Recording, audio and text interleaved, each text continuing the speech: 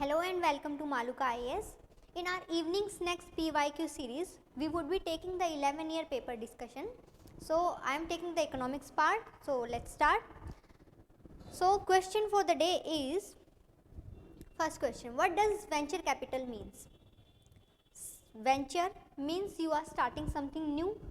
Capital means you are infusing fund into it. So beginning के लिए जब आप फंड लगा रहे हो, that would be come under venture capital. So अब स्टेटमेंट्स को देखते हैं. हमने इससे मीनिंग समझ लिया. स्टेटमेंट को देखते हैं. First is saying a short term capital provided to industries. अब मुझे बताइए, capital is something for long term, for what? For earning profit.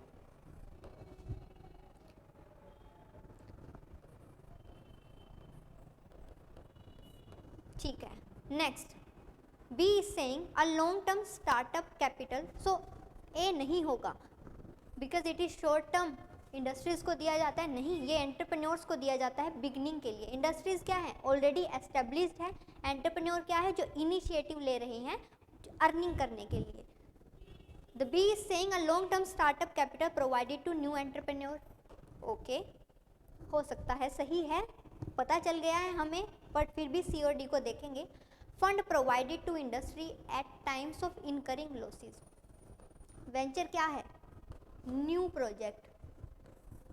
अब न्यू प्रोजेक्ट में क्या आपको लॉसेस होंगे? नहीं, ये तो बिल्कुल ही गलत है.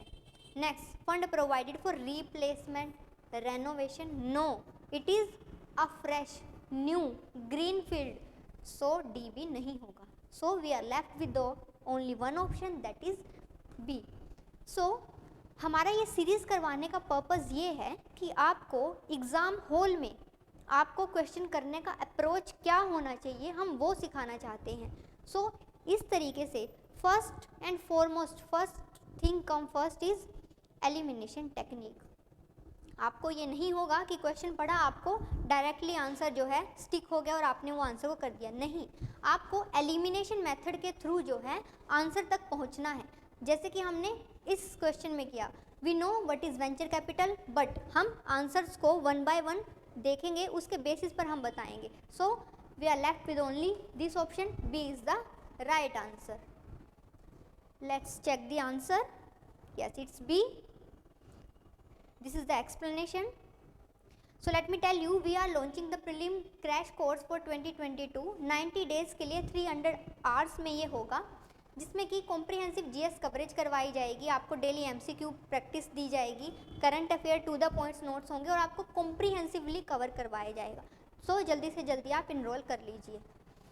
हम आते हैं अपने नेक्स्ट क्वेश्चन की तरफ. तो प्रैक्टिस के मेरे साथ आपको भी ये अटैम्प्ट करना है. वीडियो को पॉज कीजिए, क्वेश्चन को पढ़िए, ट्राई कीजिए कम से कम. This statement is saying with reference to inflation in India which of the following statements is correct. Okay, it's talking about inflation. Inflation is something when prices are rising. Okay, so the statement A is saying controlling the inflation in India is the responsibility of government of India only. अब हमें पता है inflation से regarding जो भी काम करते हैं वो कौन करते हैं? वो आरबीआई. बिकॉज आरबीआई का मेन फंक्शन क्या है? Is the banker of the bank और to control the inflationary situation in the economy. So उस हिसाब से A is wrong. If A is wrong, then come to the next statement. Reserve Bank of India has no role in controlling the inflation. अभी हमने किया RBI का ही role है. So B is eliminated. Second, with reference to inflation in India which of the following statement is correct. अब हमें समझना होगा इन्फ्लेशन के में होता क्या है. Inflation means prices are rising, means value of the money is reducing, means money supply is increasing. अगर किसी भी पर्टिकुलर थिंग का सप्लाई ज़्यादा हो जाता है तो इसका मतलब क्या है? मनी सप्लाई जो है अगर ज़्यादा हो जाता है, इट मीन्स उस पर्टिकुलर थिंग की वैल्यू जो है वो कम हो जाती है. अब यहाँ पर किसकी सप्लाई हुई है? इंक्रीज, मनी की. दैट मीन्स मनी की वैल्यू क्या है? वो रिड्यूस हो जाएगी. मान लीजिए आज से 5 साल पहले एक पेन जो है वो 5 रुपीज़ में आता था, अब एक पेन जो है वो 10 रुपीज़ में आता है, पेन वही है बट मनी की वैल्यू कम हो गई है। पहले 5 रुपये एक पेन के इक्वल थे, अब 10 रुपीज़ एक पेन के इक्वल है। सो statement what the statement C is saying, they are saying decrease money circulation, it helps in controlling the inflation. Money circulation है वो रिड्यूस अगर हम कर दें तो इन्फ्लेशन को हम कंट्रोल कर सकते हैं। अब देखिए इन्फ्लेशन हुआ क्यों था, मनी सप्लाई इंक्रीज होने की वजह से। अब अगर हम इस मनी सप्लाई को रिड्यूस कर दें तो इन्फ्लेशन ठीक हो जाएगा ना। इन्फ्लेशन हुआ था मनी सप्लाई इंक्रीज होने की वजह से, अब हम इस मनी सप्लाई को ही रिड्यूस कर दें तो इन्फ्लेशन क्या है, कंट्रोल में आ जाएगा। That means statement C is right. अब इंक्रीज मनी सर्कुलेशन से तो नहीं होगा, उससे तो इन्फ्लेशन और परसिस्टेंट हो जाएगा। So we are left with option C, C is the right answer.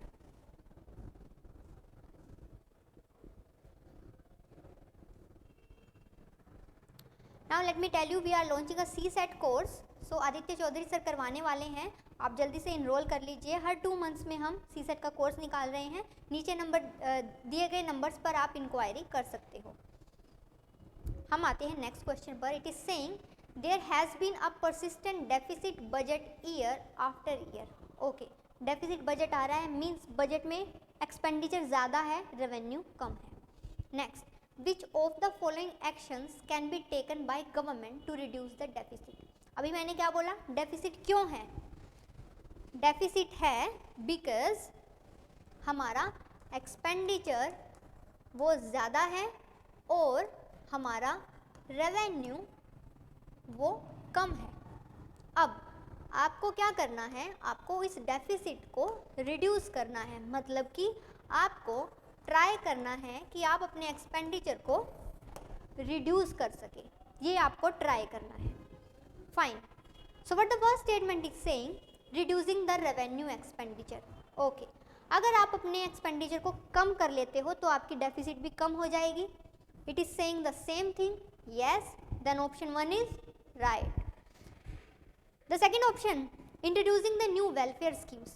Tell me, if you are introducing new welfare schemes, तो उसमें आपको फंड चाहिए, गवर्नमेंट के एक्सपेंडिचर होंगे, इसका मतलब वेलफेयर स्कीम से तो एक्सपेंडिचर इंक्रीज होंगे, जब एक्सपेंडिचर इंक्रीज होंगे तो स्टेटमेंट 2 हो जाता है incorrect. Next, rationalising the subsidies.